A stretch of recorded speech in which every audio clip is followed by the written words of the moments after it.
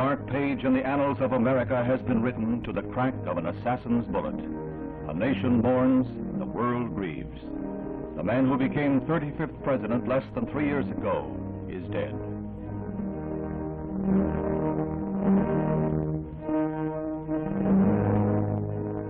He led his country boldly through the treacherous shoals of Cold War crises. His firm commitments to support the cause of democracy throughout the world won him a claim almost unprecedented in the history of the presidency. He faced up to communist threats with such firm shows of force that Khrushchev backed down in Cuba, softened the hard red line on Berlin. He brought to the White House the vigor of youth and a family that captivated the hearts of all. No possible shadow loomed over this last group picture of his family, John and Jacqueline, John and Caroline. Death has closed the cover in album portraits like this. His rendezvous with grim destiny begins a little after noontime as his plane lands in Dallas. Earlier, he had received a tumultuous reception in Fort Worth, and now more thousands are waiting to greet him in downtown Dallas. But death is less than 1 short hour away. At 1:25, the motorcade moves into the downtown area. Death is 6 minutes away. In a warehouse, a sniper with a rifle poised waits. The cheers of the crowd almost muffle the 3 shots. The assassin's aim is deadly. The area is aswarm with police, rangers, and Secret Service men.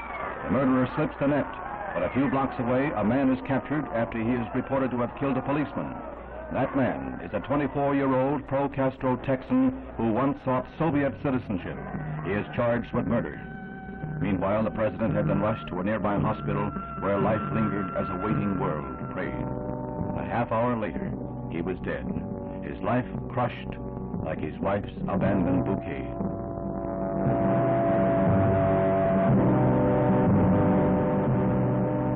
A shocked nation weeps.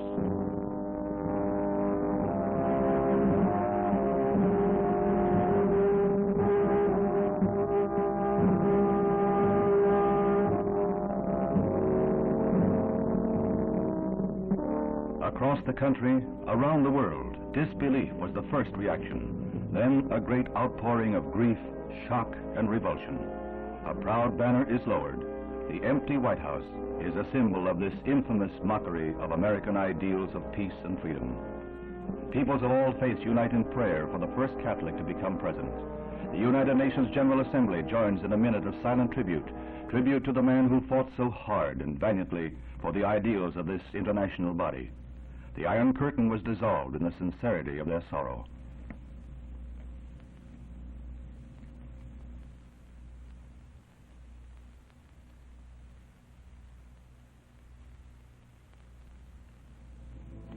As always, democracy finds its strength in the continuity of the presidency.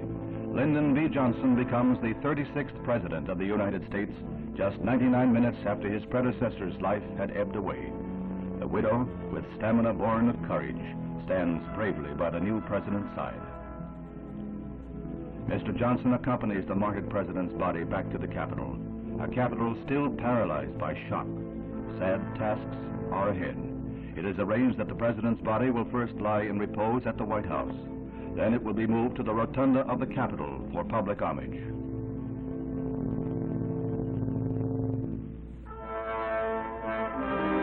The president's body is met by a cordon of servicemen. They represent all the armed forces in honoring their commander-in-chief.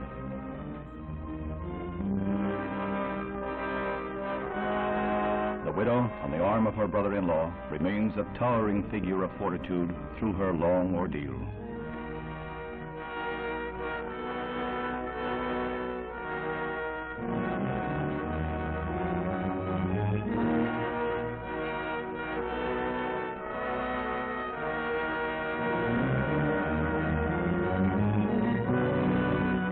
Steadfast in death as in life, she accompanies her beloved on his lonely ride.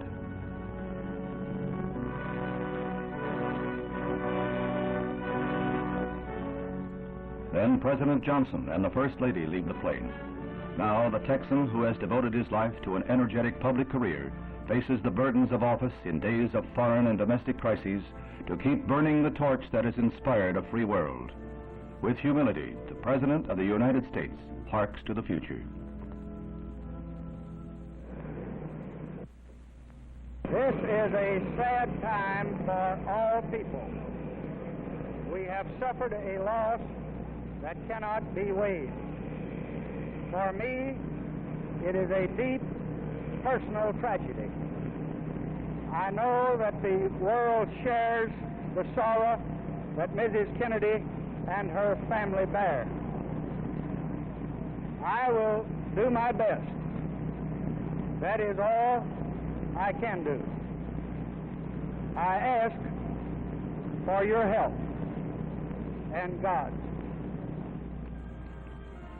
In some men, the presidency has bred greatness. They have become giants forged in the crucible of courage. Now begins a new chapter in the history of a nation grown great under the inspired leadership of great men. President Johnson faces his monumental tasks with a sense of integrity that is unquestioned, with knowledge that breeds respect, and with hope that God will guide his hand. Far into his first night as president, he faces his awesome future unflinchingly. The light of reason won't be dimmed by a rifle shot. May God, in his wisdom, help President Johnson keep it shining brightly.